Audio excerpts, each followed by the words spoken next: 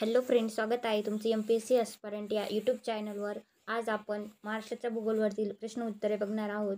तर मित्रांनो, व्हिडिओ शेवटपर्यंत बघा. राज्यसेवा आणि कंबाईन किंवा सरळ सेवा, पोलीस भरती या सर्व परीक्षांसाठी उपयुक्त असा व्हिडिओ आहे. तर मित्रांनो, व्हिडिओ शेवटपर्यंत बघा. जर आवडल्यास व्हिडिओला लाईक, कमेंट आणि शेअर करा. चला तर मग व्हिडिओला सुरुवात करूया. तर पहिला प्रश्न, महाराष्ट्राच्या पश्चिमेस कोणता समुद्र आहे? उत्तर आहे अरबी समुद्र. तर महाराष्ट्राच्या पश्चिमेस अरबी समुद्र आहे. पुढचा प्रश्न, महाराष्ट्राच्या उत्तर सीमेवर कोणती पर्वतरांग आहे? तर महाराष्ट्राच्या उत्तर सीमेवर सातपुडा पर्वतरांग आहे. पुढचा प्रश्न, कोकण किनारपट्टीवर कोणत्या प्रकारचा पाऊस पडतो? तर त्याचं उत्तर आहे प्रतिरोध. तर कोकण किनारपट्टीवर प्रतिरोध प्रकारचा पाऊस पडतो. पुढचा प्रश्न, रामसर यादीत प्रवेश करणारे टिंबटिंब हे महाराष्ट्रातील पहिले अभयारण्य आहे. तर त्याचं उत्तर आहे नांदूरमधमेश्वर. तर नांदूरमधमेश्वर हे रामसर यादीत प्रवेश करणारे महाराष्ट्रातील पहिले अभयारण्य आहे. महाराष्ट्राची अतिपूर्वेकडील जमात कोणती? तर ती कोणती आहे? तर माडीयागोंड ही महाराष्ट्राची अतिपूर्वेकडील जमात आहे. सातपुडा पर्वतातील सर्वोच्च शिखर कोणते? तर ते कोणते आहे? बैराट शिखर हे सातपुडा पर्वतातील सर्वोच्च शिखर आहे. कोकण रेल्वे किती जिल्ह्यातून धावते? तर कोकण रेल्वे 6 जिल्ह्यामधून धावते. भारताच्या मध्यवर्ती ठिकाणाचे शहर कोणते आहे? तर ते कोणते आहे? नागपूर. तर भारताच्या मध्यवर्ती ठिकाणाचे शहर महाराष्ट्रातील नागपूर हे आहे. भारतातील सर्वाधिक लांबीचा महामार्ग कोणता? तर तो कोणता आहे?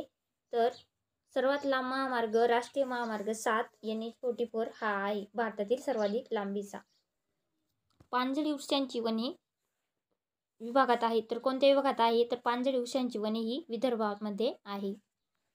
समुद्राचे काठी वाढणारी वनस्पती कोणती? तर ती कोणती आहे? तर सुंदरी वनस्पती समुद्राच्या काठी वाढणारी वनस्पती आहे.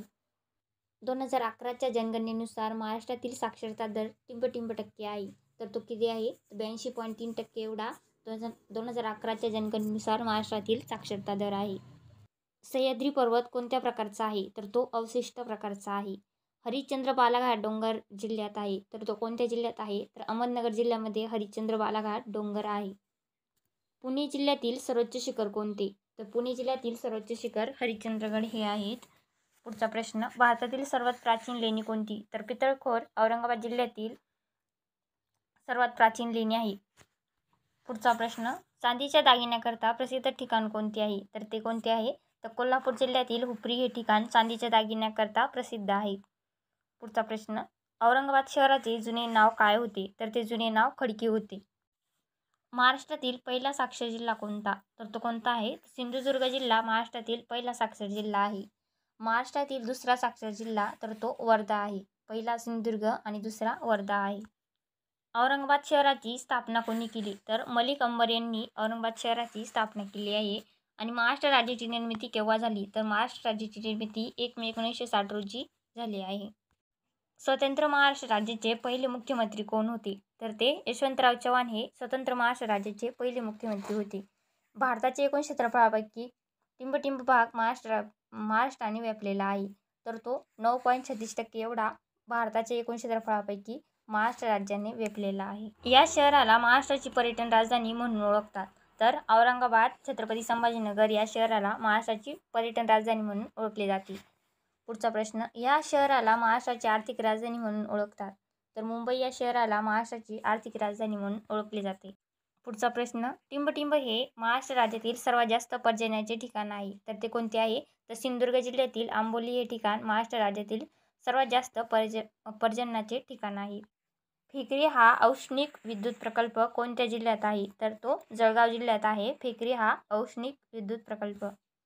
महाराष्ट्रास लागून कोणत्या राज्याची सीमा सर्वात जास्त लांब आहे? तर त्याचं उत्तर आहे मध्य प्रदेश. तर मध्य प्रदेश राज्याची महाराष्ट्र राज्याला सर्वात जास्त सीमा लागलेली आहे.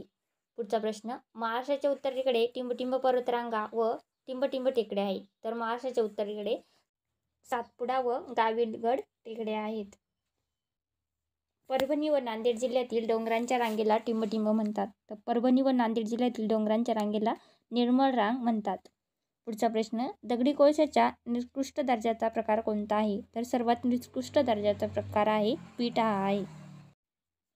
नागपूर विद्यापीठची स्थापना कोणत्या साली झाली? तर नागपूर विद्यापीठाची स्थापना कधी झालेली आहे? तर ती नागपूर 1930ला झालेली आहे. वसईचा भुईकोट किल्ला कोणत्या जिल्ह्यात आहे? तर तो ठाणे जिल्ह्यात आहे वसईचा भुईकोट किल्ला. सुपारी संशोधन केंद्र कोठे आहे? तर ते श्रीवर्धनला आहे, रायगड जिल्ह्यामध्ये. पुढचा प्रश्न, पंढरपूर हे शहर कोणत्या नदीकाठी वसले आहे? तर ते भीमा नदीकाठी वसलेले आहे. 52 दरवाजाचे शहर म्हणून कोणते शहर ओळखले जाते? तर ते औरंगाबाद शहर 52 दरवाजाचे शहर म्हणून ओळखले जाते. टेबल लँड नावाने कोणता भाग ओळखला जातो? तर पाचगणी हा टेबल लँड नावाने भाग ओळखला जातो. वारली पेंटिंग्स मूळच्या कोणत्या राज्यातील आहे? तर महाराष्ट्र राज्यातील आहे. महाराष्ट्रातील कोणत्या जिल्ह्यात साक्षरतेचे प्रमाण सर्वात कमी आहे? तर नंदुरबार जिल्ह्यात महाराष्ट्रातील जिल्ह्यातील साक्षरतेचे प्रमाण सर्वात कमी आहे.